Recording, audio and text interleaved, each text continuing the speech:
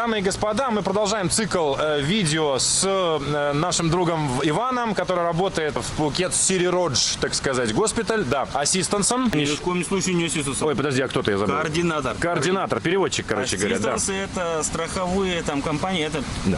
А Ваня у нас уже после работы сегодня, он уже рубашечку снял, брюки снял. Вот он в повседневной тайской одежде, можно сказать, да. Пришло очень много вопросов, мы решили продолжить эту тему. Но сегодня мы поговорим, наверное, об одной такой большой теме. Это дети на Пхукете. Если вы приехали с детьми, что делать, как делать, что нельзя делать и так далее и тому подобное. Потому что очень много вопросов от родителей по поводу болезней, чем ребенок может отравиться, чем питаться, какие лекарства покупать и так далее. Вот сегодня именно об этом.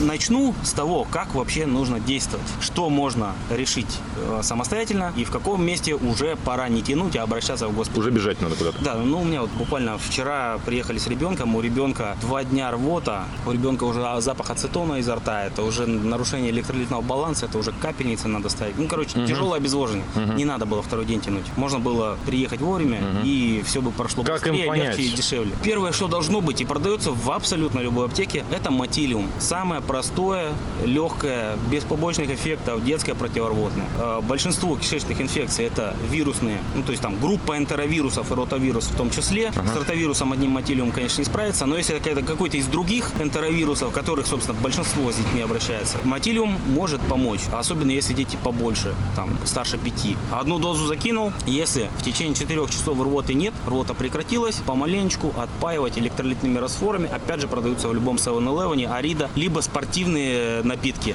они тоже бывают электролитные. Взрослые это, как правило, все самостоятельно отходят, один день несварения, на завтра хорошо. Если мотилиум приняли в течение ближайших 4 часов, повторилась рвота, значит не тянем. Следующий этап – внутривенный укольчик противорвотного. Это сюда уже надо приезжать? Это да, это уже только в госпитале. Если после этого рвота остановилась, можно попробовать дальше уже в дальнейшем вывести на мотилиум. Если противорвотное укололи, рвота повторилась, все, сразу готовьтесь на госпитализацию. Значит, хотя бы суточки-то полежите на капельнице. То есть важно именно определить тот момент, чтобы и не паниковать лишний раз, и не перетянуть. Это что касается с отравлениями? Да. Ну, это самое частое, что бывает с детьми. Самый важный момент. Не надо ломиться в первую ближайшую клинику. Нужно в первую очередь позвонить в страховую компанию, потому что это занимает время. Обработка страхового случая, все эти пересылки документов в международные ассистансы, это занимает время. Поэтому сначала позвонить, выяснить, как, куда, это они все говорят, в какой госпиталь, и уже дальше действовать по этой инструкции. Ну, а там, соответственно, полечат. В принципе, в любом госпитале от самых типичных болячек с большинством чего обращаются, простудные и вот эти кишечные инфекции вылечат. Где-то побыстрее, получше и покрасивее, где-то не очень, но тем не менее. Простудная, опять же, это на втором месте. Бассейн-кондер,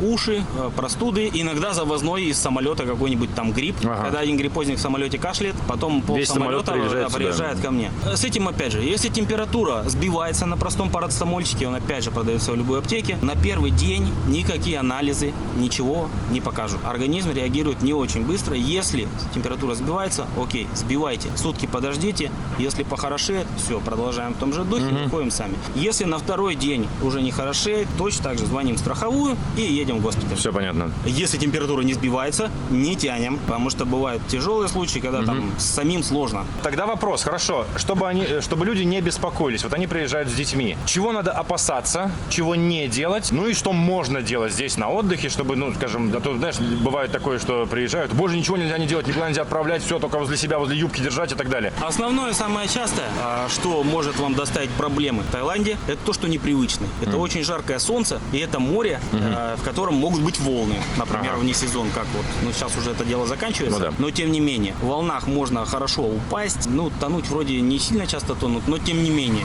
исцарапаться, пенсионеров волнами толкает, у них кости старенькие ломаются часто, серьезно, очень много пенсионеров с переломанными руками именно волной толкнуло, упал на руку, все. Дети тоже такие были, но дети реже, они как бы легкие, их волной болтануло, но тоже ничего приятного. Солнышко. Люди, которые были в Турции, люди, которые были в Египте, говорят, нормально, мы все такие смуглые, 20-очкой намазали, все хорошо, все будет хорошо. Здесь другое солнце, да? Здесь другое солнце, здесь мы близко к экватору. Даже если тучки на небе, даже если вот погода, как сейчас, да, вот такая пасмурная, ты идешь под открытым небом, и ты чувствуешь чувствуешь, как оно печет. Есть Даже такое. под тучами чувствуется. Можно обгореть под тучами до ожогов с пузырями. То есть Всегда. детям всегда мазаться? Всегда.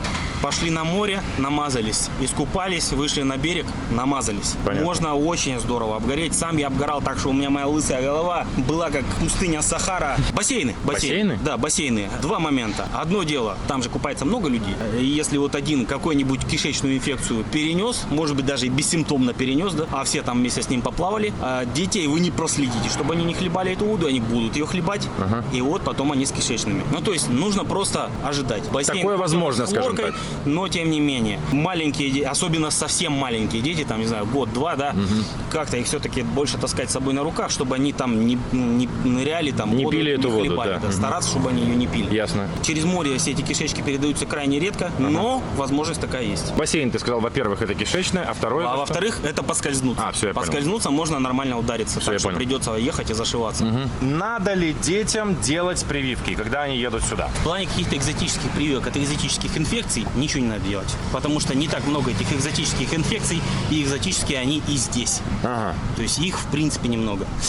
Другой момент. Если у ребенка по графику прививок, нужно делать прививку. В большинстве случаев эту прививку сделать можно. Большинство препаратов, в том числе и прививки, они международные бренды, одинаковые, одни и те же. Тот же Пентаксим, там Гексаксим, это вот стандартные детские прививки. Они все есть здесь точно такие же. Если у вас по графику идет, оно, правда, не войдет в страховку, но если вы хотите соблюдать график, можно приехать в госпиталь, эту прививку сделать. Это А не так вообще проблема. дополнительно, отдельно делать не надо ничего? Дополнительного ничего особенного не надо. Экзотические инфекции, опять же повторюсь, они экзотические и здесь. В том числе и лихорадка Денге не так распространена, как ее малюют. Ага, ну то есть, в принципе, она не опасна. Она опасна. Не опасна, я бы ее не назвал. Ага. Она опасна, но не более опасна, чем, например, грипп. Просто она протекает по-другому, там есть свои особенности. Ну то есть, в принципе, насколько мы боимся гриппа, настолько же надо бояться и... Примерно так же, да. Можно умереть от гриппа, можно умереть от Денге, но бывает и то, и другое крайне редко.